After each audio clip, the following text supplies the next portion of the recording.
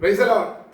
അനുഗ്രഹിക്കപ്പെട്ട ഈ പ്രഭാതത്തിലെ ധ്യാനത്തിനായിട്ട് കൊലോസ്യ ലേഖനം 3-ാം അധ്യായം അതിന്റെ 1-ാമത്തെ വാക്യം ഇങ്ങനെ പറയുന്നു: ആകയാൽ നിങ്ങൾ ക്രിസ്തുവിനോടുകൂടെ എഴുന്നേറ്റിരിക്കുന്നു എങ്കിൽ ക്രിസ്തു ദൈവത്തിന്റെ വലത്തുഭാഗത്തിരുന്നിടമായ ഉയരത്തിലുള്ളത് അന്വേഷിപ്പിക്കും.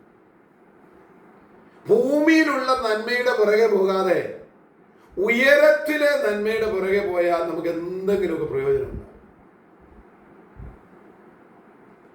അതുകൊണ്ടാണ് കർത്താവ് പറഞ്ഞത്, ഒരു മനുഷ്യൻ സർവ്വലോകം നേടിയാലും ദൈവം അവന് കൊടുത്ത ആത്മാവിനെ നഷ്ടമാക്കിയാൽ പിന്നെ എന്താ പ്രയോജനം? പ്രിയപ്പെട്ടവരെ, ഈ ഭൂമിയിലുള്ള നന്മയുടെ പുറകെ പോയാൽ ഇതൊക്കെ നഷ്ടപ്പെട്ടു പോകുക. ആകാശം ഭൂമി ഒഴിഞ്ഞു പോകും. ദൈവത്തിന്റെ വചനം അനുസരിക്കുന്നവരവരെന്നേക്കും ജീവിക്കും. അപ്പം ആകാശവും ഭൂമിയും ഭൂമിമണ്ഡലങ്ങളും ഭൂമിയിലുള്ള സകലതും ഒക്കെ ഒഴിഞ്ഞു പോകും. നമ്മുടെ ബന്ധുക്കൾ പോകും, ചാർച്ചക്കാർ പോകും, ബാക്കിയുള്ളവരെ സ്നേഹിതരെല്ലാം പോകും. പക്ഷെ മാറിപ്പോകാത്ത ഒറ്റ ഒരാളെ ഉള്ളൂ, നമ്മുടെ കർത്താവാണ്.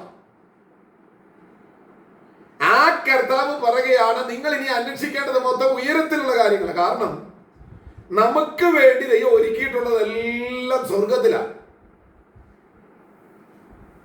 ഇന്ന് പകൽക്കാലം നിങ്ങൾക്കുള്ള നന്മ വരുന്നത് സ്വർഗത്തിൽ നിന്നാണ്.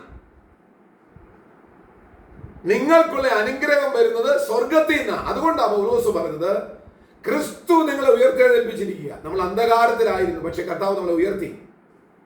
കല്ലറയ്ക്കകത്തായിരുന്നു, നാറ്റം വെച്ചിരുന്നു, അവിടുന്ന് കർത്താവ് നമ്മളെ വിടുവിച്ചു. സ്തോത്രം. അങ്ങനെ ഇന്ന് പകൽക്കാലം നമ്മൾ ഉയരത്തിലുള്ളത് അന്വേഷിച്ചാണ്. കർത്താവ് നിങ്ങളെ സ്നേഹിക്കുക, കർത്താവ് നിങ്ങളെ നടത്തുക. ഉയരത്തിലുള്ളത് അന്വേഷിച്ച് വിശ്വാസത്തോടും പ്രത്യാശയോടും സന്തോഷമുള്ള ഹൃദയത്തോടെ അങ്ങോട്ട് മുൻപോട്ട് പോകുന്നെങ്കിൽ തമ്പുരാൻ നിങ്ങളെ നടത്തും. പ്രിയപ്പെട്ടവരെ, സ്തോത്രം. ഇവിടെ പറയുന്നു, ഉയരത്തിലുള്ളത് അന്വേഷിപ്പീൻ. അടുത്ത പറയുന്നു, ഉയർത്തെഴുന്നേറ്റിരിക്കുന്നുവെങ്കിൽ ക്രിസ്തു ദൈവത്തിന്റെ വലതുഭാഗത്ത് ഇരുന്നിടമായ ഉയരത്തിലുള്ളത് അന്വേഷിപ്പീൻ. അപ്പൊ നമ്മൾ ഇന്ന് പലകാലം അന്വേഷിക്കേണ്ടതെല്ലാം ദൈവത്തിൽ നിന്ന് കിട്ടുന്ന നന്മയെ കുറിച്ച്.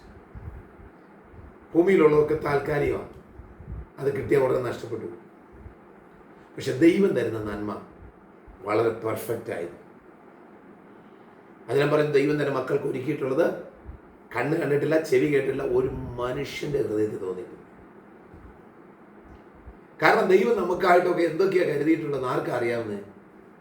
അത് ദൈവത്തിന് മാത്രമേ അറിയൂ. ഇന്ന് പകൽക്കാലം നിങ്ങൾക്ക് വേണ്ടി ദൈവം ഒത്തിരി കാര്യം കരുതി വെച്ചിട്ടുണ്ട്. നിങ്ങളെ സ്നേഹിക്കുന്നു ദൈവം നിങ്ങൾക്ക് ഒരുപാട് നന്മ തരാൻ പോവുക. അതുകൊണ്ട് ഈ കർത്താവിനോട് ചേർന്ന് ഉയരത്തിലുള്ളത് കിട്ടാൻ വേണ്ടി പ്രാർത്ഥിച്ച് ഒരു വിശ്വാസവും വിശുദ്ധിയുടെ ജീവിതം നയിച്ചു പോകാൻ ദൈവത്തിന്റെ പരിശുദ്ധാത്മാവ് ഈ വചനങ്ങളാൽ നിങ്ങളെ സഹായിക്കട്ടെ എന്ന് ഓർപ്പിക്കുന്നു. കർത്താവ് നമ്മെ ഓരോരുത്തരെയും അനുഗ്രഹിക്കട്ടെ.